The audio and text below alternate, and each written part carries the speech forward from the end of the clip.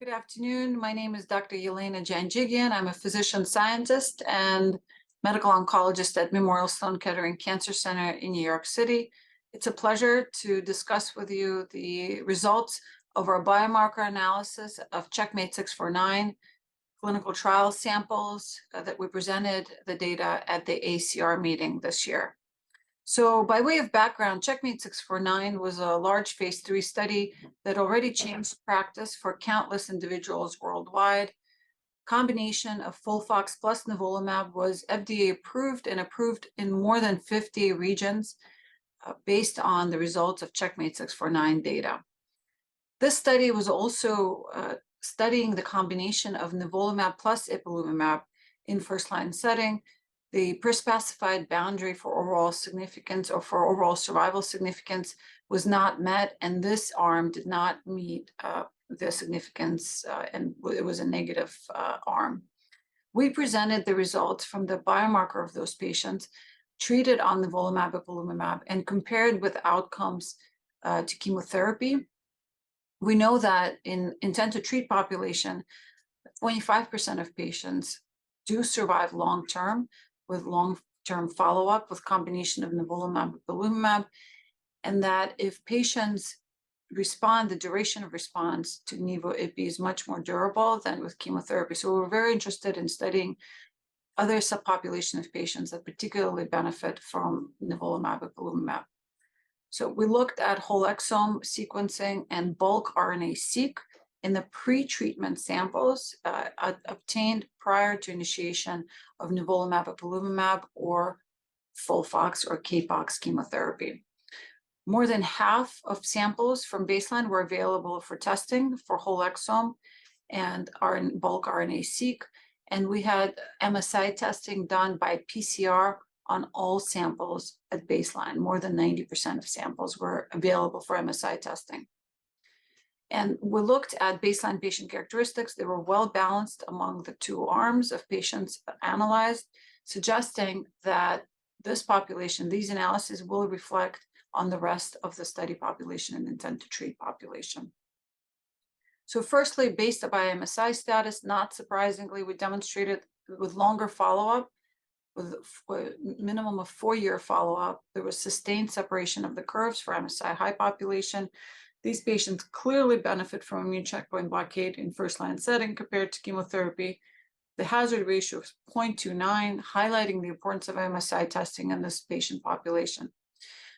We then looked at tumor mutational burden by whole exome sequencing using greater than or equal to 199 mutations per exome to define MSI or high TMB population, which equates to about 10 mutations on FoundationOne assay.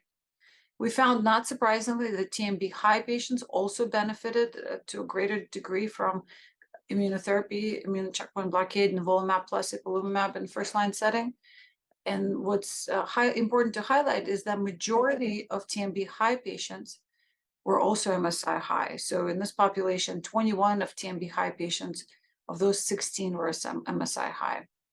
Then going on to looking at gene expression signatures by bulk RNA-seq obtained from the baseline samples, we looked at 5 different types of signatures and looked at both stromal and endothelial expression, proliferation rates in the tumor, and also because CTLA-4 blockade is known to augment or to change Treg response, we looked at Treg signatures.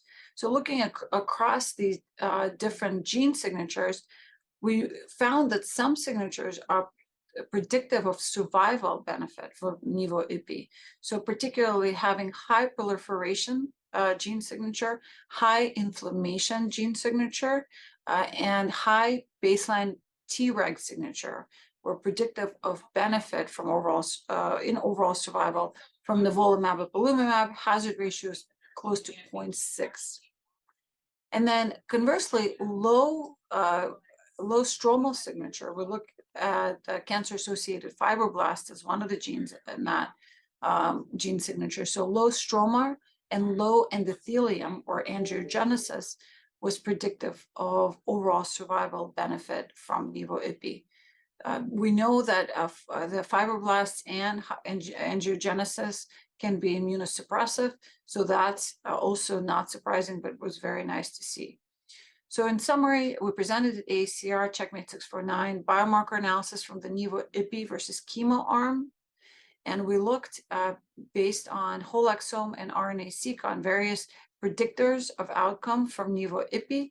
And we found that MSI high population benefits the most, and certain gene expression signatures that highlight high inflammation, high proliferation, high Treg signature, low stroma and low angiogenesis signatures, those patients may benefit from NIVO IPI in first-line setting.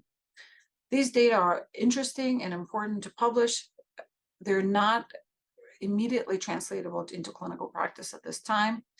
We need to do further validation in a prospective manner to understand which patients may benefit the most from immune checkpoint blockade in the first-line setting without chemotherapy, particularly from a combined immune checkpoint blockade such as nivolumab and ipilimumab. Thank you for your attention. It was a great opportunity to study these samples. We were all, as always, thankful for our patients, their families, and of course, the investigators who made this research possible.